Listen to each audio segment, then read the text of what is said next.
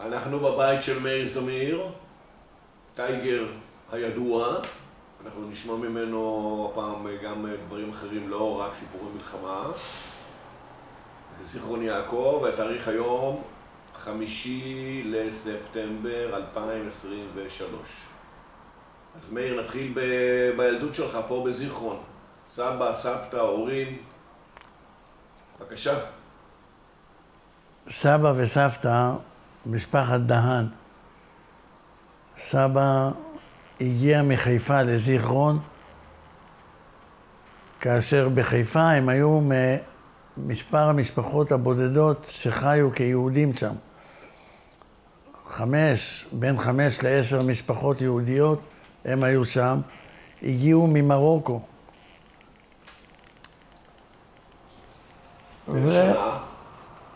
תראה, אני לגבי השנים לא יודע להגיד בדיוק. זה לא 1882 שייסדו את המושבה פה, את זיכרון יעקב, אלא מספר שנים לאחר מכן, כ10 שנים אחרי. ופה הסבא התחתן עם הסבתא טובה דהן, ונולדו להם 5-6 ילדים. לאחר מכן סבא נפטר, הוא היה הפקיד של הברון לענייני היקב בזיכרון יעקב, והברון רוטשילד היה שולח אותו גם לצרפת להביא חלקים, כי הוא ידע צרפתית והבין במכונות, והוא היה השליח של הברון. בגלל זה גם הסבא קיבל נחלה במרכז המושבה, במרכז איפה שהחקלאים היו שם. גם לנו היה. לצערי לא נשאר לי שום דבר, אבל היה. אבא הוא יליד מטולה. הסבא שלי במטולה, אברהם הזמיר הוא מ-12 המשפחות הראשונות שייסדו את מטולה. והוא נפטר בגיל 100 ומשהו. עד היום עוד יש לו 3 ילדים שגרים במטולה, 2 בנות ובן. ושם משפחה? הזמיר. עכשיו משפחת הזמיר, הסבא, הוא היה בריון לא קטן, והיה נלחם בערבים עם קלשון. הוא לא פחד משום דבר, היה חקלאי, והצליח להחיות את המשפחה ולבנות חיי משפחה כמו שצריך. בגיל 84 הוא עשה את הילד האחרון, את עמיקם, וקראו לאבא שלי מזיכרון, אבא שלי היה אז בזיכרון, התחתן פה, קראו לו, הוא בא הביתה, הוא שמע תינוק, הוא בוחר, הוא אמר לו, מה זה? הוא אמר לו, זה אחיך. אז סבא שלי עשה בגיל 84, ואני את רות כרמל עשיתי שהייתי בן 75. אבל עוד יש זמן, נראה. סבא במטולה פיזר את הילדים לכל מיני מקומות. האמא של האבא שלי נפטרה, סבא הביא יהודייה מדמשק והתחתן בשנית, ונולדו לו עוד 5 ילדים. איזה יהודייה? מה שם משפחה? שאני לא יודע את השם משפחה שלה. כן. והמשפחה שלנו הייתה, שהוא סבא בא לארץ, שהאבא של סבא הגיע לארץ, המשפחה הייתה אשכנזי. אבל מאחר והיו לו בעיות עם המשטרה בטורקיה, שאלו אותו מאיפה, אתה אמר מאזמיר, אז קראו לו אברהם הזמיר לי. כן. האבא שלי שינה לזמיר, ואח אחר שנה לזמירי. בקיצור, מאשתו השנייה, 5 ילדים, כל הילדים עדיין חיים. וכמה הם? כבר 85. כן. משהו כזה. זה הגוף של המשפחה, פחות או יותר מהצד של הזמירלי, שהתפזרו בארץ לכל הכיוונים. היכולת שלי לזכור מה היה באותה תקופה, יכולת קלושה מאוד. אני רק זוכר שסבא היה רוכב על הפרדה בגיל 84-5, היה רוכב על הפרדה ויורד לשדה. אני הייתי רוכב על החמור אחריו, הבדיחה היא שהבן דוד שלי, הדוד שלי, הקטן ממני בשנתיים, היה אומר, ואני הייתי רוכב על הסוס הקטן. אמרתי לו, יא אידיוט, אתה רכבת על הכלב, אתה לא זוכר. וזהו, הוא עוד חי במטולה עם שתי האחיות שלו. אח אחד חי בארצות הברית, ואח אחד חי בחולון. בלי עין הרע הם חיים, וזה בסדר. המשפחה של האמא שלי בזיכרון, כולם נפטרו. אמא שלי סגרה את העיניים האחרונה בגיל 92, כולם קבורים בזיכרון, ואחות אחת שעזבה פה את הארץ עם קצין אנגלי בתקופת המנדט. גם אצלי היה כזאת אחת. כן. והיא נפטרה שנה שעברה, משהו בגיל 94-5, באנגליה. כן. אורה. זהו, ואני שירתתי בצבא. וגמן היה המ"מ שלי הראשון. רגע, ספר על הבית ספר. רגע. וכמובן שגדלתי בזיכרון יעקב, אבא שלי היה הבריון של המושבה, היה בן אדם חזק בצורה לא רגילה, וכל בעיה שהייתה, גם עם הערבים, בכפרים הערבים מסביב, היו קוראים לו לבוא ליישב את העניינים. אני למדתי בכיתה ח' וסיימתי את כיתה ח'. למזלי היה לי מורה, יעקב דגן, שהיה ממש כמו אבא, דאג לי, הגן עליי, שמר עליי, ונתן לי סיכוי לעמוד על הרגליים דרך הלימודים, גם בתיכון ערב בזיכרון יעקב. היכולת שלו הייתה לשקם ילדים, ועל זה אני באמת מברך, למרות שהוא כבר נפטר, ואומר שישמור אלוהים את נשמתו, כי הוא היה בן אדם משכמו ומעלה. יעקב דגן ישקה. הוא היה גם המורה של אמא שלי, ושהוא היה מבוגר כבר היה מורה שלי. לאחר מכן למדתי בבית ספר לפושעים צעירים בנעורים. מה למדת בנעורים? למדתי מסגרות שם, ורצו לגייס אותי להיות מסגר. אני התגייסתי לצבא לחיל הים, לא מצאתי את מקומי, שברתי את הרגל שם, שמו אותי בסטלה מריץ להיות עתת.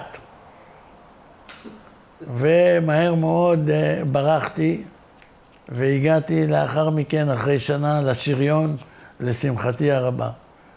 השריון מאוד מצא חן בעיניי, גם בחלק הטכני, וגם מבחינת אנשי הצוות והחיילים עצמם.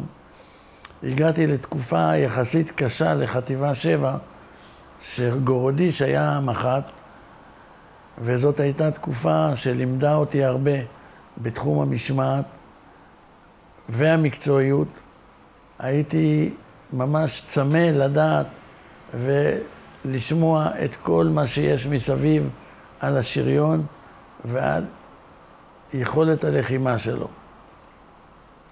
מאוחר יותר הפכתי לאיש צוות בפלוגה המבצעית, כאשר דודי היה גם המ"מ שלי, ולאחר מכן הייתי במלחמת 6 הימים, כאשר פרלשטיין היה המ"מ, והמת"ק שלי בטנק עצמו היה איבי, שהוא גם היה קרוב משפחה שלי מיסוד המעלה. לצערי, הוא נהרג לאחר מכן במלחמת יום כיפור. כן. איבי הקרוב שלך? כן. לא ידעתי. כן, מיסוד המעלה. כן. ספר על 6 הימים. 6 הימים נכנסנו עם חטיבה 7 לכיוון צומת רפיח. בצומת רפיח חטפנו מכות לא קלות מהמצרים.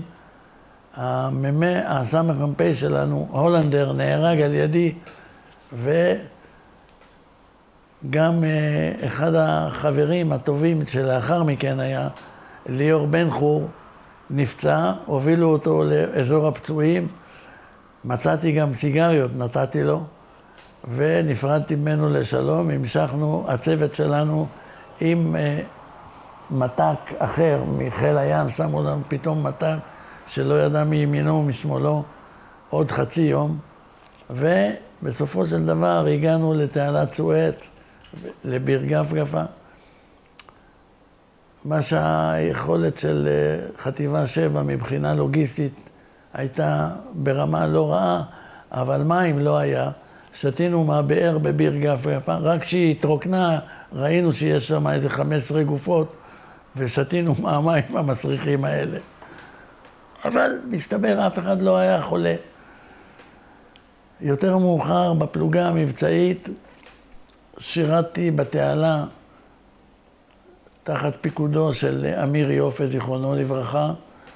אמיר יופה נהרג בתאונת דרכים, ואת מקומו תפס חיים ברק, שלימים היה גם מג"ד 82, אבל באותה תקופה מ"פ קוף, ויחד איתו עלינו לרמת הגולן. הייתי חייל בפלוגה בתקופה יפה יחסית ברמת הגולן, למרות שהתנאים היו די קשים. גרנו בבתים של הסורים. כן, גרנו בבתים של הסורים, באזור קונטרה במבנים סורים. לאחר מכן עברנו לאלקה וגרנו שם גם מבנים סורים. אבל היו חיים יפים, סך הכל.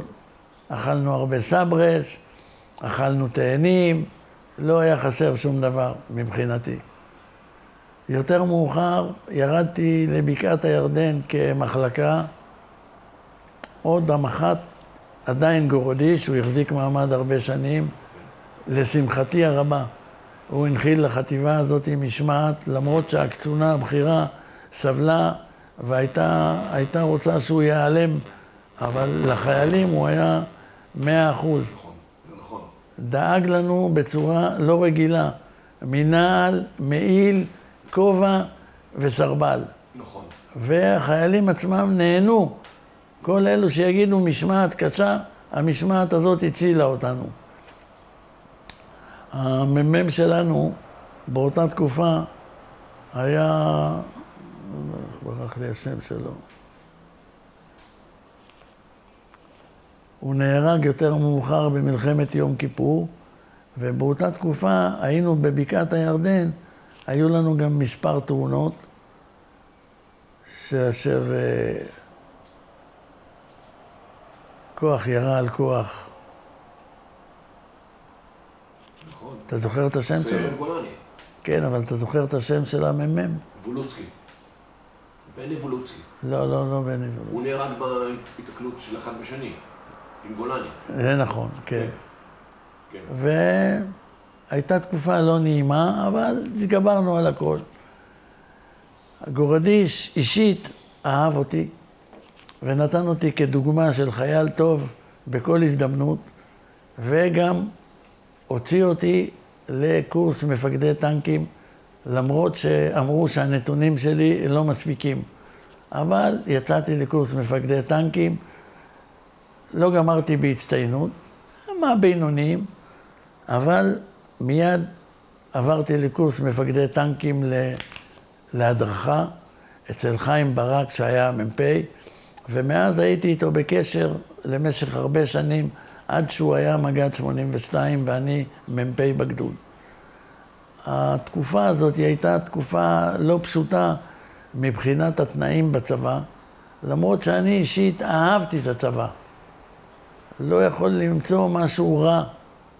תמיד היה מה לעשות, הייתה תעסוקה, היינו חיילים טובים, ואני עובדה עם הצוות שלי נשארתי במשך 3 שנים, לא פירקו את הצוות שלנו.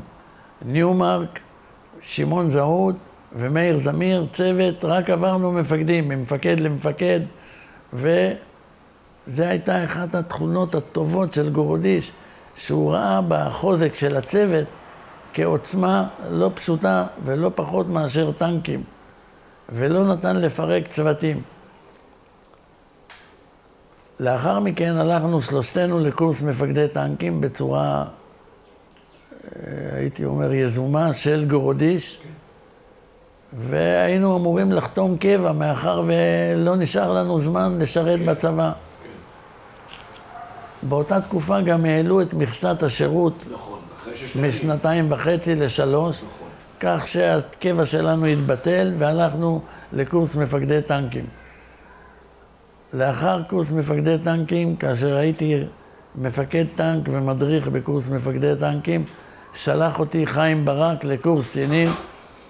יצאתי לקורס קצינים, סיימתי בה"ד 1 וקורס קצינים,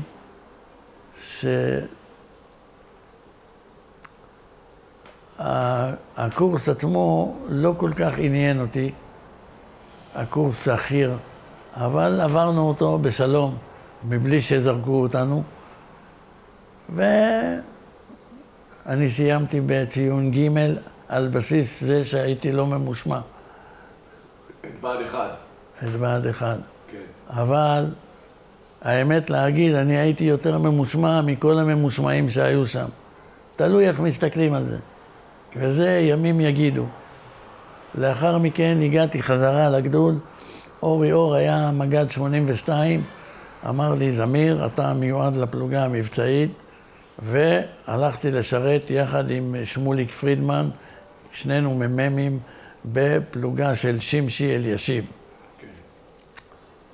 יותר מאוחר היינו עדים למספר רעיונות של כיבוש התעלה מכיוון הים, כאשר פרידמן, שמוליק ומאיר זמיר, שני המובילים של הטנקים בפריצה, בתוך שדה המוקשים, במי הים והחולות הנודדים שהיו שם, אבל ביצענו מספר חזרות ולאחר מכן ביטלו את המבצע.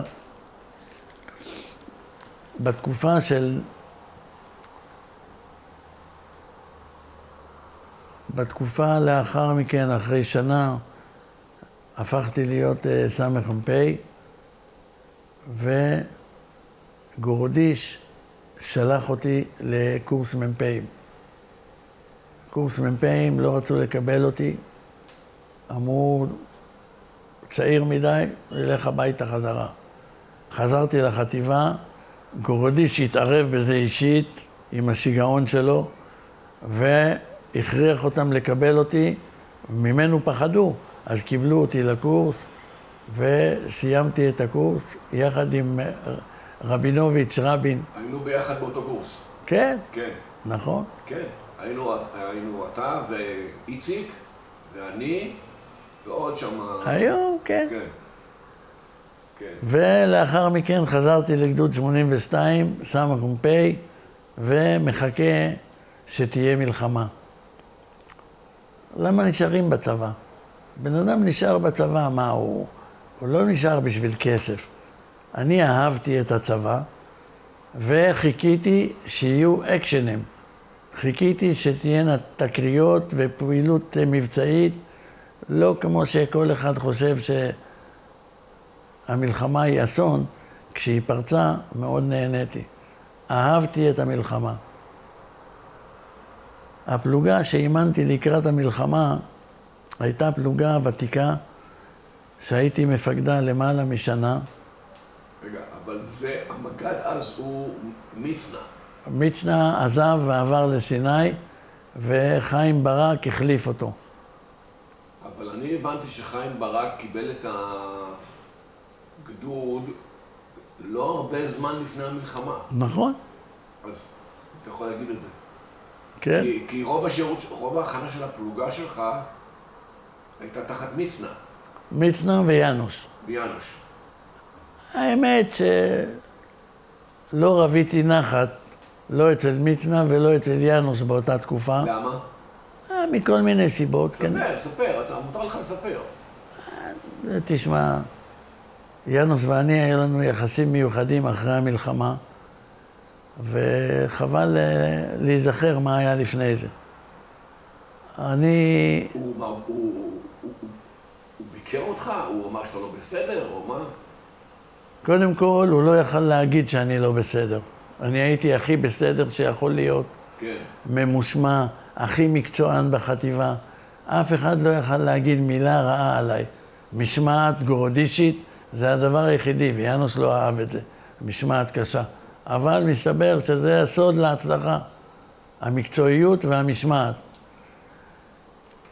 חיים ברק, כשהוא הגיע להיות המג"ד, נפלו עליו מספר משימות, ואני הייתי אמור להשתחרר.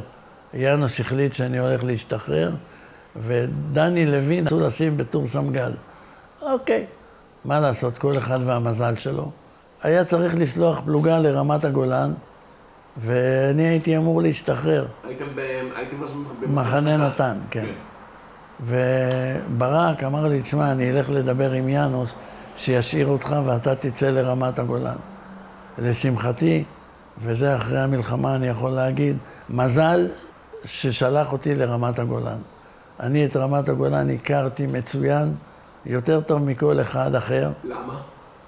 כי עשיתי שם סיורים קבוע, גם בתקופה ששילו היה המג"ד, היינו מסיירים שם. הכרתי את זה בתור חייל, הכרתי את זה בתור מ"מ, בתור סמ"פ ובתור מ"פ.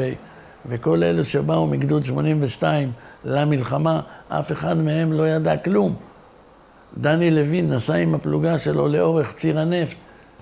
יש גדר, אמר לחיילים, זה קו הגבול. כן. בתוך שטח רמת הגולן.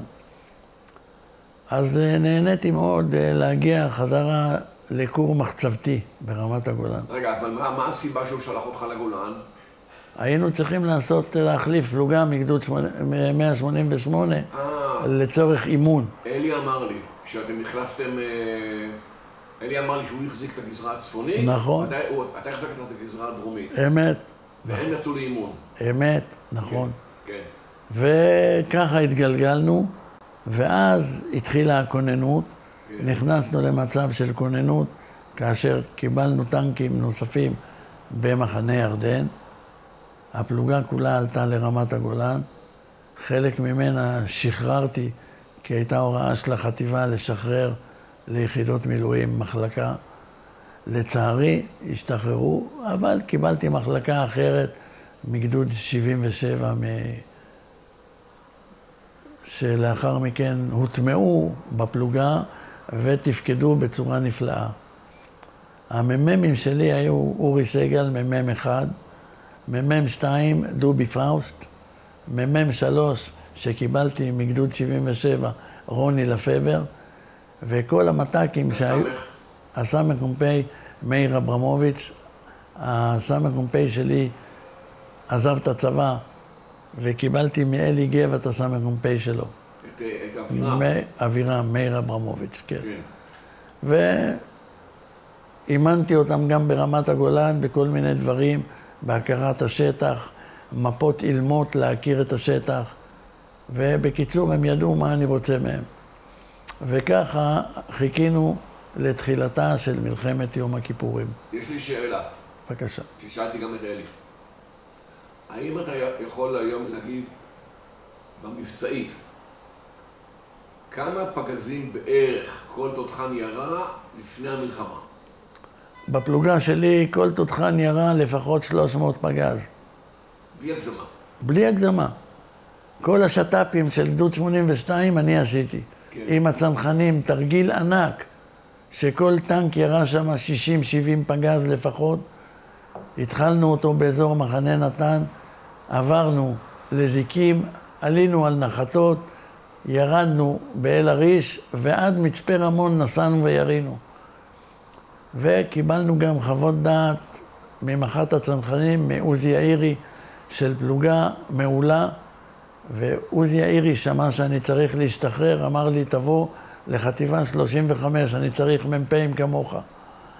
ויאנוש קצת צחק, הסתכל על המכתב שקיבל מעוזי יאירי, ואמר, תגיד לי, הוא מתכוון לאותו בן אדם, זה אתה? עם הציניות שלו, אבל מה זה? אני מבין שיאנוש היה לו, מצד אחד הוא מאוד העריך אותך, מקצועית, מצד שני, היה משהו בך שהרגיז אותו. לא יודע. כנראה. בכל אופן, תראה, כשהיינו ברמת הגולן, יאנוש בא לעשות לנו ביקורת על הטנקים. אצלי בטנקים לא יכלו למצוא רג'קטים. איפה הוא מצא רג'קט? בתרמיל של אחד החיילים היה סכין גילוח, קופסת גפורים עם שרוך, שזה היה פק"ל. כן. שאל למה זה, אמרתי לו, זה...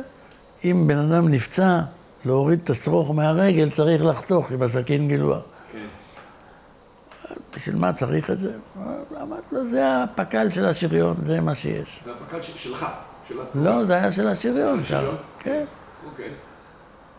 עזב אותנו ונשארנו בחטיבה 7, למרות הביקורת. האמת, לא יכלו למצוא אצלי רג'קט, לא היה רג'קט. הביאו לי חוליה טכנית מתוגברת מחיל החימוש שיבחנו את הטנקים. מה שהם מצאו, הם אמרו, הלוואי כל צה"ל ימצאו ככה. כן. אז זהו. תגיד, סמיר, יש לי שאלה על העניין הזה, של כל מה שאתה מספר, על המשמעת והסדר והדברים האלה. אתה תמיד היית כזה? תמיד. גם כילד היית כזה? כן, תמיד. תמיד? תמיד. למרות שהיית פרוע? כן, והתחזק אצלי אחרי שהייתי אצל גורודיש. כן. גורודיש ביקר אותי בבית חולים, שהוא ביקר אצל בן דודי, ששכב באותה מחלקה שלי לפני המלחמה. כן. איזה טנק שהתדרדר, דרס את בן הדוד שלי מיסוד המעלה והרס לו את הרגליים, וגורודיש ביקר במחלקה. אייבי? לא אייבי. לא אייבי, מישהו אחר. זמירי ירמיהו. אוקיי. והכרתי אותו שמה. אמר לי, תתגייס, תגיע לחטיבה 7. אמרתי לו, בשמחה רבה. וכך היה. בכל אופן, המלחמה נפתחה, קיבלנו פקודה לנוע צפונה, התחלתי לנוע... רגע, אני רוצה לשאול שאלה אחרת. בבקשה. לגבי הימים שלפני המלחמה, מה אתה יודע? מה אומרים לכם? מה...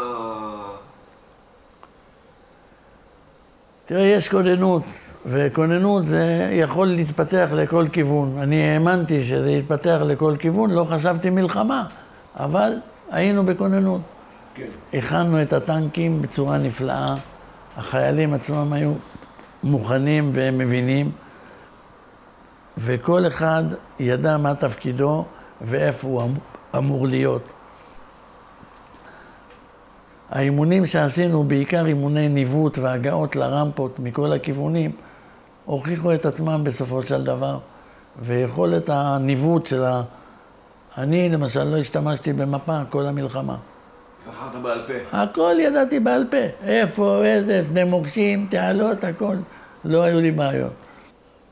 קיבלנו פקודה לנוע, דרומה, לא צפונה, והתחלנו לנוע, תקיפת מטוסים מעלינו, תוך כדי זה שאנחנו נוסעים, קיבלתי שינוי משימה, נוע צפונה. הופ, פליפ, צפונה, שונה, צפונה.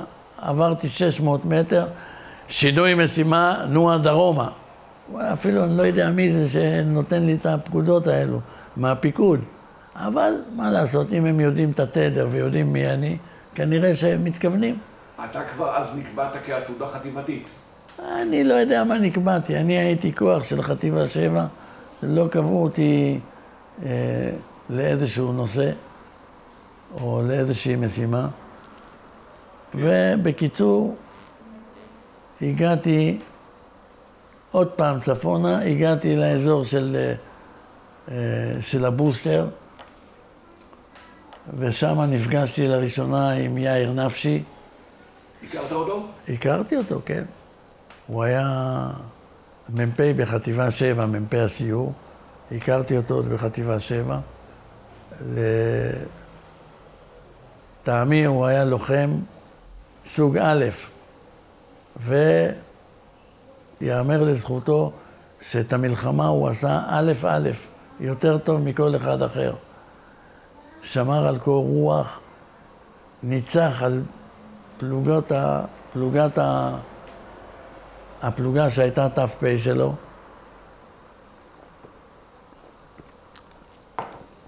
נתן פקודות כמו שצריך, ואחרי הגענו לאזור של עמק הבכה, לאזור של הבוסטר, אחרי שעה קיבלתי פקודה חשיכה, סע לכיוון דרום, תבדוק מה קורה בעין זיוון, ונסעתי עם הפלוגה לעין זיוון, שם נתקלתי במספר מתיישבים שהיו כבר, מזל שלא הרגתי אותם, אבל הבנתי שזה אזרחינו, דיברתי איתם, צריך להתפנות, הם אמרו אנחנו לא עוזבים, נשארים פה, דיווחתי למח"ט ויצאתי מהיישוב החוצה, נעמדתי באזור של התצפית, המקום שצופים על קונטרה היום, התצפית? איפה היום התיירים? כן. אנחנו פה שמה? כן, שמה. כן. קיבלתי פקודה ממפקדת החטיבה לנוע לתפוס את צומת קונטרה ולעזור שם. זה כנראה הייתה פלוגה של 188 שחטפה חזק. אזור מוצב 109. הדרומי. כן. כן. ושמה להגן. תוך כדי זה שאני מגן על הצומת עם הפלוגה המוקטנת שלי, 7 טנקים, מקבל פקודה מהמח"ט ינוש, היה מרגע זה בעצם הפך להיות המפקד הישיר שלנו, של הכוח. נוע לכיוון דרום, תחבור לחטיבה 188 ותבלום יחד איתה. אספתי את הפלוגה, לא קיבלתי ביטול משימה על צומת קונטרה, השארתי מחלקת טנקים את דובי פאוסט, מ"מ 2, לקחתי איתי את מ"מ 1 ומ"מ 3 ונסעתי דרומה. מ"מ 3 שלחתי אותו לעלות לאזור מוצב 110 והוא עלה למעלה והציל את המוצב. היה לך קשר עם המוצב? כן, כמה מילים. תוקפים אותנו, אמרו לנו. שלחתי אותו עם הסמ"פ, הוא עלה לכיוון המוצב והשמיד הרבה חיר על הגדרות וסייע לייצב את המצב שם. אני עם מ"מ 1, אורי סגל, נסעתי על הכביש דרומה לחבור עם 188. קראתי ל-188 בקשר, ענה לי ידידי בני קצין, שהיה איתי גם במכבי צעיר, הוא היה ברעננה, אני בזיכרון יעקב. אמר לי, תבלום את האויב שמגיע אליך. תשמע, לא יותר פרטים וזה. נסעתי, מאחר ולא ידעתי בדיוק מה קורה ומי מגיע, החלטתי שאני אתקיד את האויב הזה משני כיוונים. הורדתי את המ"מ ממוצב 110 עם הסמ"פ לכיוון הכביש, להתמקם על גבעה ממש 200 מטר מהציר, ואני המשכתי לנוע קדימה. כמו במערבונים, ירדתי מהטנק, שמתי את האוזן על הכביש ושמעתי את כמויות הטנקים על הציר. ג'ון ויין היה גאה בי שלמדתי ממנו. ולא הספקתי לזוז הרבה, כבר הטנקים, המ"מ רוני לפבר דיווח לי, הם אצלנו כבר. מיד נערכתי באזור איפה שהמצבת המורשת קרב שלנו, נערכתי שם עם מ"מ 1 וחיכיתי להם. הכנו פגזים. החטיבה הזאת, חטיבה 43, היא הייתה חלק מהדיוויזיה שאור תקף. אור לצערי לא מזכיר את זה שהשמדנו חטיבה אחת והקלנו עליו, אבל אין דבר. אני סולח לו, הוא היה מג"ד שלי בגדוד ומאוד אהבתי אותו. תמיד אני אומר לו, הוא היה המג"ד הכי יפה בגדוד. הטנקים של האויב הגיעו, המ"מ זיהה אותם ממש בטווחים של 200-300 מטר ממנו. לא נתתי להם אישור לראות, חכו עד שהטנקים יגיעו אליי. כשהטנקים הראשונים הגיעו אליי 150-200 מטר, לא עמדתי במקום הכי טוב, אבל לא הספקתי להגיע לאותו מקום שרציתי. נתתי פקודת אש ונתנו להם בומבה מהלומת אלוהים. מכל הכיוונים חטפו אש, הם לא ידעו מאיפה, הם יראו את זה 2-3 פגזים, אבל לא משהו שסיכן אותנו. כן. באוויר ולכל הכיוונים, חלק מהם התנגש בנו. ממש? ממש התרגשות. אני, דפקו לי את תא 9, אמרתי, אתם תשלמו על זה, דפקתם לי את הציוד שלי. הטנקים עברו אותנו, מספר טנקים, שלאחר מכן טיפלתי בהם, אבל השמדנו את כל הטנקים האלו שם בטווחים מאוד קצרים. עשינו שם חגיגה נוראית, תופת. לאחר שנרגעה האש, נתתי פקודה לעבור צפון על הגבעה. פחדתי שנספוג סם אבדות. דילגתי מהמקום הזה, נעמדתי עוד פעם עם הפנים אל הכביש, כנסתי את המ"מ והסמ"פ לכיוון שלי, והתחלנו לרדוף על הטנקים שעברו אותנו. בסביבות 10-11 טנקים, אבל הייתי פזיז. שנסוגו? לא נסוגו, נסעו קדימה לכיוון קונטרה. המשיכו קדימה. כן. כן. כנראה השתן עלה לי לראש באותה תקופה, באותו רגע, ולא ירדתי עם הבטחה כמו שצריך, והטנקים האלו התקילו אותי. אבל הם יראו כמו אידיוטים, לצערי, הם לא ידעו כמו שצריך לראות. יראו מעל הראשים שלנו, נתתי פקודת החלצות לאחור, עוד לפני שנחלצנו לאחור כבר השמדתי 2 או 3 טנקים, ונחלצנו, לאחר מכן השמדנו את כולם, בערך 10-11 טנקים, ונהיה שם שקט. 2 טנקים השמדתי על הכביש, המשיכו לנוע דולקים. והסיפור נגמר, נתתי פקודה כמו שצריך לעשות זריקה לאחור, ונסענו לכיוון דרום, עלינו על גבעת האנטנה. כן, איפה שהשבשבת היום. השבשבת. של אלוני הבשן. כן, כשעליתי למעלה ראיתי את העמק לכיוון רמתניה, מלא טנקים, נגמשים, משאיות, תותחים. ודיווחתי ליאנוס, אמר לי, תיזהר לא לפגוע בכלים של אורי אור שמגיע. איזה אורי? לא משנה. אמרתי לו, אני הייתי טוב גם בזיהוי רקם. כן. והתחלתי להשמיד טנקים בעמק למטה. איזה שעה זה בערך, זמיר? 6 בבוקר משהו. 6 בבוקר? התחלתי להשמיד טנקים, כמו שכל מפקד רוצה לפגוש את האויב. אתה זוכר איזה סוג טנקים ראית? 54, 5. 62. לא. אז אוקיי, הבנתי, בסדר. וכמו שכל מפקד חולם שהוא יעמוד בעמדה שלטת, ומתחתיו נוסעים טנקים של האויב. כן. ככה בדיוק קרה לי. אלוהים שלח לי את מה שרציתי. והשמדנו שם טנקים על ימין ועל שמאל, ואז קיבלתי פקודה מיאנוס לעזוב את המקום ולחזור לחטיבה. בסדר, לא התווכח, לא... אמרו. מעניין, שאתה אומר.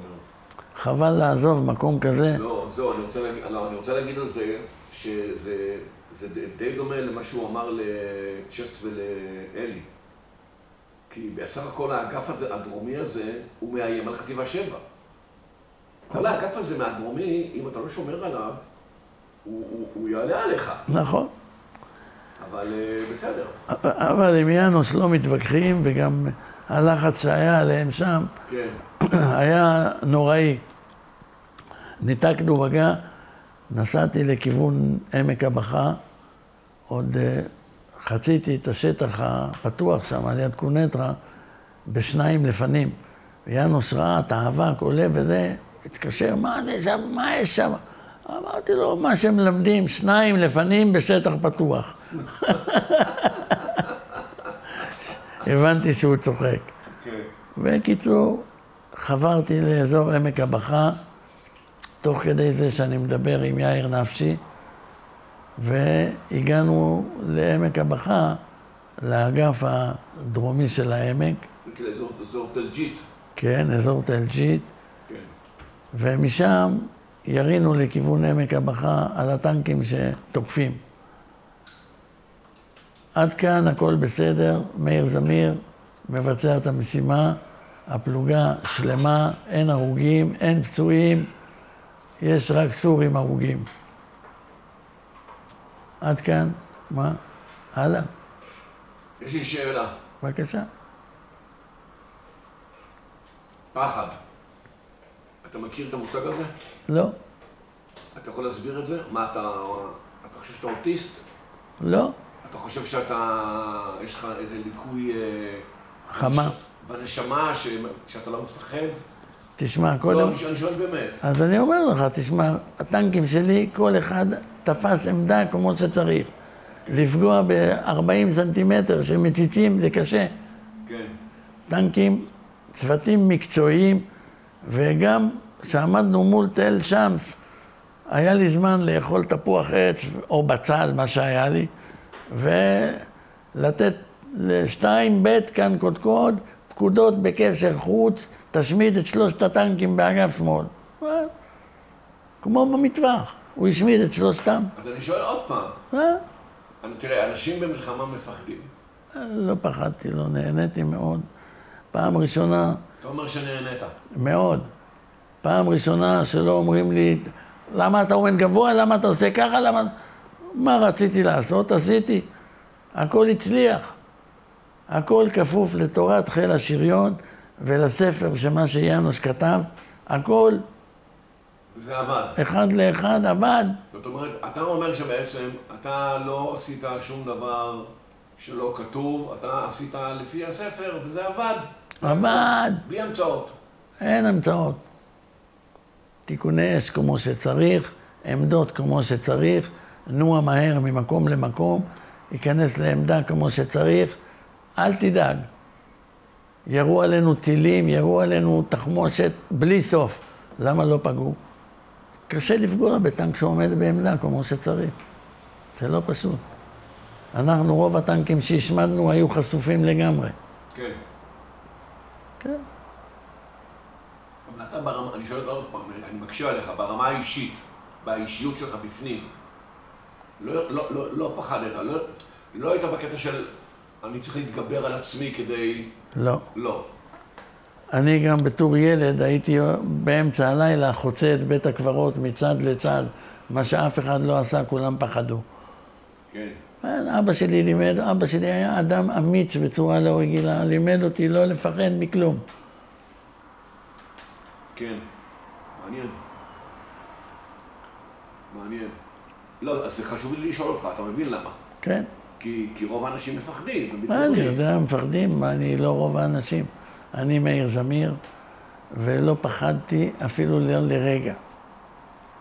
כן. זאת אומרת, זה נראה בעיניך פעולה טכנית של שליטה, שאתה שולט ואתה נהנה ואתה... הדבר היחידי שהייתי מפחד ממנו זה מיאנוש בן גל המח"ט. כן. ויאנוש נתן לנו גב במילים, כן? הוא לא נלחם יחד איתנו שם בשטח. כן. חיזוק, נתן לי פקודה לעשות את זה ואת זה, עשינו את זה, אמר לי גם, טייגר, אני אוהב אותך, בקשר. כן. כן, וזה היה בשבילי הכל. הבנתי. אוקיי, נמשיך. אז אתה מגיע לאזור תל ג'ית ביום שני. כן. נכון? עומד ביום שני ליד תל ג'ית, עם חטיבה 7 שם, חלק מהכוח. כן.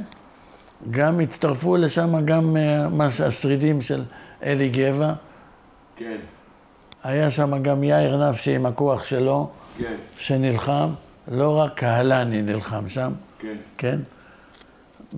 יאנוש אומר, בסיום הקרבות נשארנו 14 טנקים. ככה יאנוש אומר. כן. אוקיי. 14 טנקים נשארו. מאיר זמיר לבד 7. כן. כל היתר עוד 7. אז מה? לא יכול להיות. משהו לא נורמלי, לא? כן. וקהלני לא מזכיר אותנו בכלל. מה נעשה? כן. אוקיי. לכבוד ינוס נאכל עוגיה.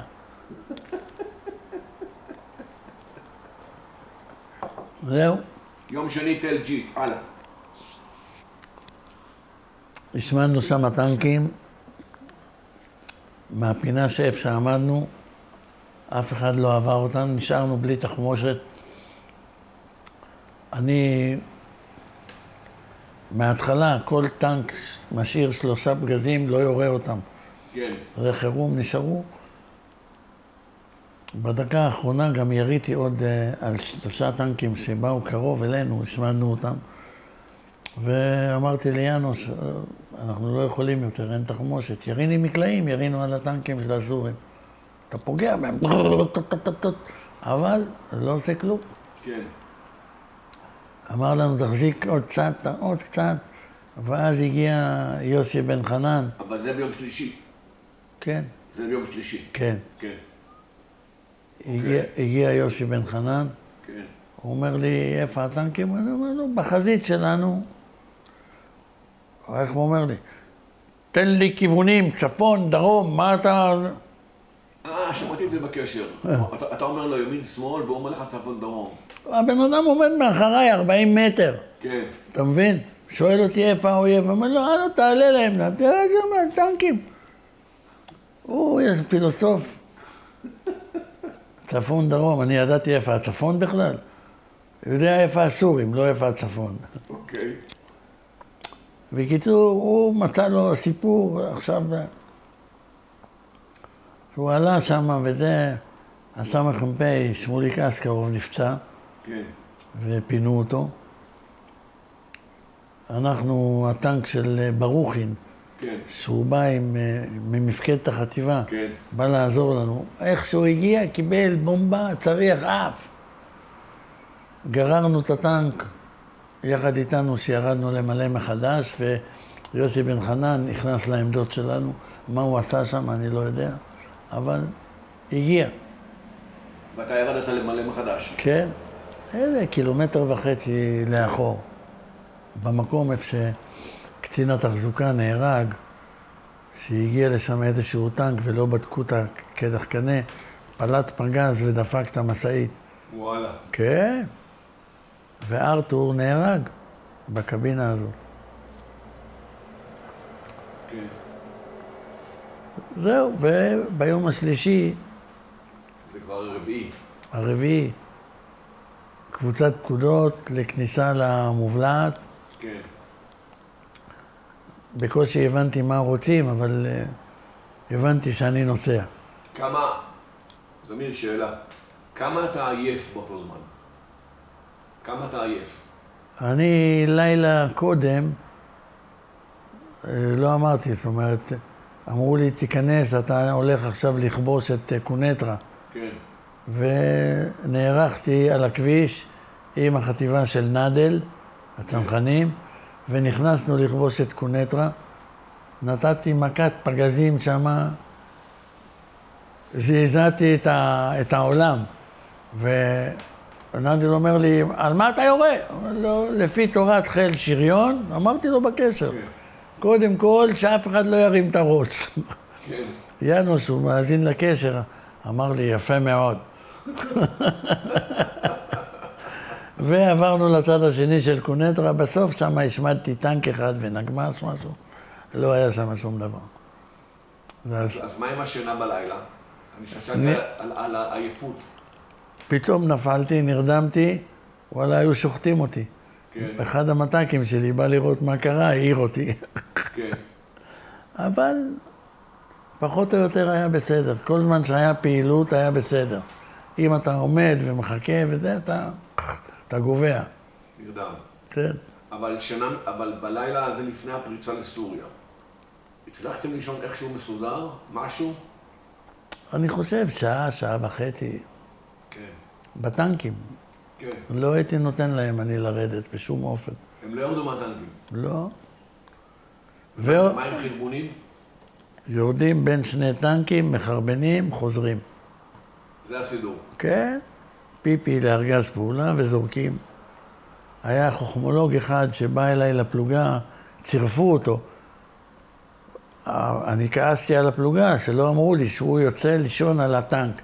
קיבל פצצת מרגמה על הראש ונהרג. פריצה לסוריה. הפריצה לסוריה. כן. מי מוביל, מה הולך שם? היו שם שניים או שלושה כוחות שנכנסו פנימה. כן. אני הייתי שני. אחרי? לא יודע אפילו אחרי מי. אוקיי. אבל כשעברנו את ג'ובת האלחה שבשטח נפתח, כן. מצאתי את עצמי הראשון מצד ימין, גבע מצד שמאל, ואנחנו נוסעים. כמו שאמרתי לך, תראה, אצלי נכנסים כמו שצריך, ומתא שטח קטן לתא שטח קטן. אצל אלי גבע וייסמן נסע מהר קדימה, בשטח פתוח, תקעו אותו. קיבל פנגה, קטעו לו רגל, הרגו את התותחן, והיו צריכים לחלץ אותם. ואתה? שום דבר, ירו אבל לא פוגעים. כי אתה נע מאובטח, נע מסודר. כן, ויורה. ויורה. ויורה. תנועה ואש. כן. היה טנק אחד שם באיזשהו, אחרי בית, שהיה יוצא ויורה וזה, בסדר, נחכה לו. הוא לא יצא, נתתי לתותחן פקודה להחריב את הבית, החרבנו את הבית, הוא עמד הטנק, דפקנו אותו. זהו. אוקיי, אז אתה מתקדם. התקדם, הגענו לכיוון צומת מעץ. כן. ורוצים לעלות לכיוון תל שמס. אז ספר לי על ההתקפה הזאת על תל שמס, שזה גם כן איזה חתיכת סיפור מוזר. תראה, טוב שלא הצטרפתי ליוסי בן חנן, אמר לי, תצטרף אליי! אז אני פה.